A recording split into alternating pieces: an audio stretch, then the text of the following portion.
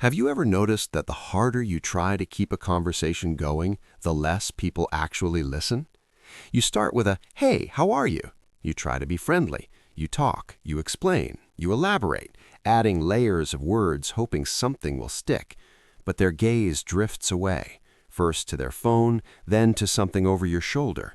People nod politely, but their minds are already somewhere else, planning dinner, replaying an argument, worrying about tomorrow. Meanwhile, someone else walks into the space, says one measured sentence, and the entire room leans in to listen. The air itself seems to still. What does that person have that's different? It's not volume or charisma, it's presence, a quiet authority that doesn't shout but resonates.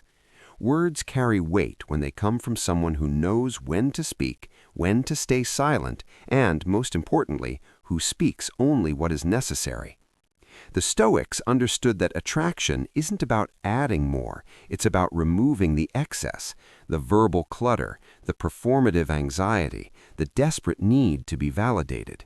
The effort to seem interesting, the anxiety for approval, the fear of silence, these are the very weights that sink your presence before it can surface. The instant you stop chasing attention is the moment you truly begin to command it. Today, you will learn 6 Stoic communication principles that transform words from noise into influence. These are not social tricks you can fake, they are reflections of character you must build. Each one changes how others see you, and, more importantly, changes the person you see in the mirror each morning. They align with what Napoleon Hill called a definite chief aim for your character: to communicate with integrity, influence with authenticity, and connect with purpose. Principle 1. Tell me more about that. 4 simple, profound words. Imagine someone mentions, "I've started learning chess later in life." Most people's mental machinery whirs instantly. "I know about chess." They respond with, "Oh really, I used to play in college," and launch into their own story, their rating, that one clever move. But without realizing it, they've turned a vulnerable sharing into an attention competition. The other person was offering you a rare key, a glimpse into their private world of challenge and curiosity. And instead of accepting the key and stepping through to explore their world, you turned your back and started giving them a tour of your own house. But there is another path. When they say, "I've started learning chess," you respond simply, "Tell me more about that." And then you do the hardest thing. You fall silent, without rush. You listen truly. This listening isn't passive waiting for your turn. It's active, focused curiosity. Your body stills, your eyes soften. You become a vessel for their experience. And here is where the magic happens. People spend their entire lives swimming in a sea of transactional talk, longing to be genuinely heard, not just processed. When someone finally provides that deep, undistracted listening, something alchemical occurs. Epictetus said we have 2 ears and 1 mouth, so we can listen twice as much as we speak. He was describing an economy of attention. Genuine listening is magnetic because it's so scarce. When you stop trying to impress and start being profoundly interested, conversations gain a depth that feels like a refuge. People walk away thinking, "I felt interesting talking to him." More than that, they feel understood. And that is what makes them seek you out. This is the foundation of the mastermind alliance, as Napoleon Hill defined it. Napoleon Hill didn't just mean a business meeting. He described a coordination of knowledge and effort in a spirit of harmony between 2 or more people. When you practice "Tell me more," you initiate a micro-mastermind. You are harmonizing your focus with their reality, creating a temporary alliance where their thoughts can unfold safely. The synergy created isn't about you providing answers, but about the clarity they gain in the space your listening provides. It's going the extra mile in conversation, giving the gift of your full attention, which almost no one else does. Principle 2. I don't know. 3 words that taste like humility, but are actually the signature of strength. When we're asked something we don't know, our primal social instinct screams, "Fake it, deflect, protect your status."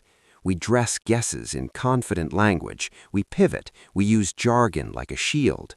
But every time someone tries to appear knowledgeable about something they don't master, a subtle falseness leaks through.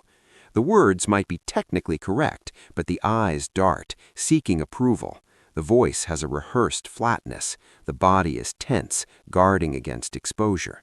And deep down, in the gut of the person you're speaking to, intuitive trust dies a little. Now imagine someone who has done the inner work. They're asked a complex question about market trends or a technical detail. They pause, consider, and say simply, "I don't know." No flustered excuses, no long explanations to cover the gap, just clean, clear honesty. The sincerity of that phrase creates immediate, visceral respect. The logic is undeniable. If this person is courageously honest about what they don't know, their word is gold when they speak on what they do know. Socrates' "I know that I know nothing" wasn't false humility. It was the bedrock of his intellectual strength. It was the cleared ground upon which true knowledge could be built. Feigning wisdom is vanity disguised as intelligence. It's the ego's last stand. But when you accept "I don't know" as a natural, non-shameful part of being a growing human, you liberate everyone around you. The conversation relaxes into authenticity. Pressure dissipates. Your admission doesn't create a hole of shame. It opens a spacious room for collaborative learning. This directly disarms what Hill identified as one of the 6 basic fears, the fear of criticism. You preempt criticism by authenticating your own limits. You build trust faster through honest lack than through impressive fiction. Principle 3. That sounds challenging. When someone opens up about a struggle, a failing project, a strained relationship, a personal loss, our modern impulse is to fix it. We're solution machines. Have you tried? What about? When that happened to me, It's dressed as empathy, but it lands as implicit judgment. The subtle message, your pain has a simple fix you're too blind to see. The person feels foolish, doubly burdened by their problem and now by their apparent incompetence in solving it. But if you respond only with, "That sounds genuinely challenging," something profound shifts. You are doing the work of emotional validation. You are holding up a mirror to their experience and saying, "I see the weight of this. It is real." You acknowledge the terrain of their struggle without immediately trying to build a highway out of it. Marcus Aurelius wrote, "Be tolerant with others and strict with yourself." Most of us have this backwards. We're intolerantly impatient with others' problems. Why don't they just?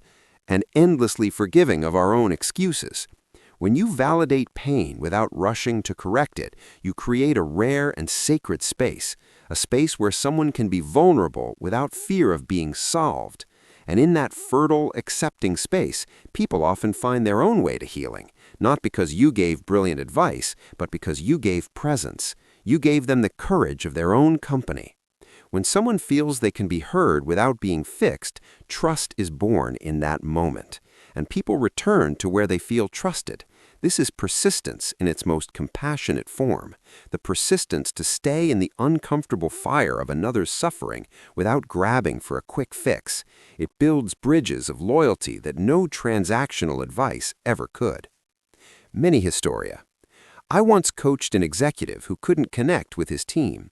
In our first meeting, he outlined their performance failures.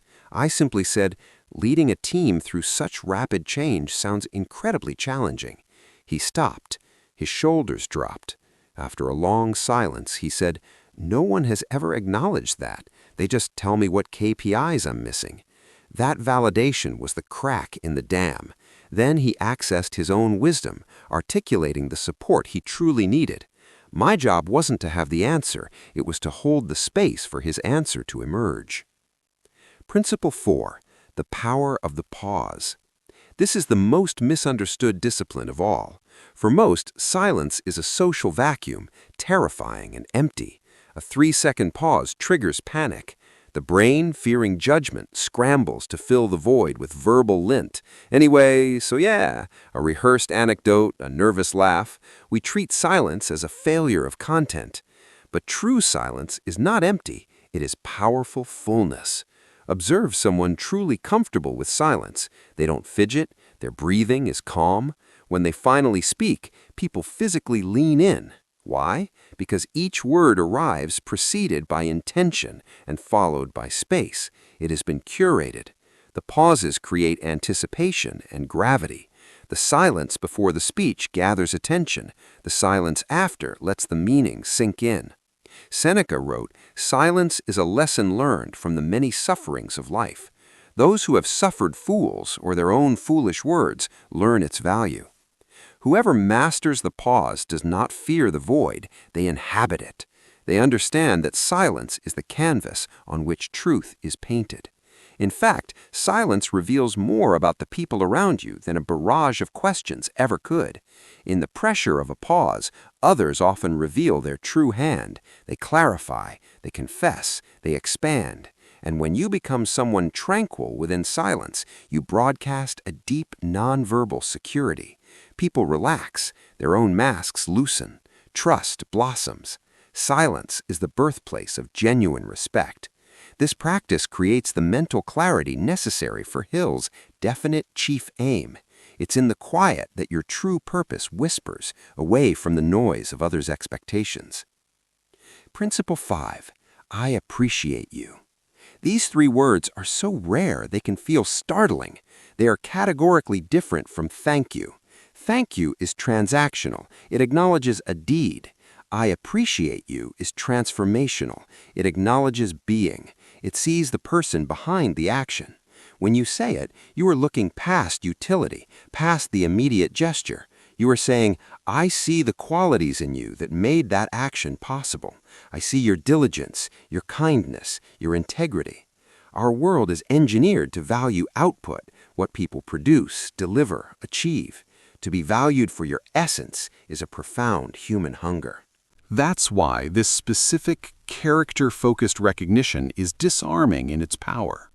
When you appreciate someone not for the favor they did, but for the consistent patience they show, or the principled stand they take, you touch the core of their humanity. Marcus Aurelius, in his Meditations, began his day by reflecting on the virtues of those around him, their honesty, their industry, their humility. He was practicing proactive appreciation, understanding that seeing the good in others is not naive, but a disciplined act of wisdom that shapes your own perception. Be fiercely selective in using this phrase.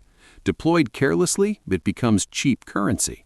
But uttered with specific, truthful observation, it forges bonds of incredible depth. People become loyal, not out of obligation or hope for future gain, but because they have been seen at the soul level. This is the practical application of what Hill called applied faith, not religious, but a deep faith in the good in others. By verbally recognizing their virtues, you help solidify those very virtues in their own self-concept. You become a mirror reflecting their best self back to them. Principle 6. No.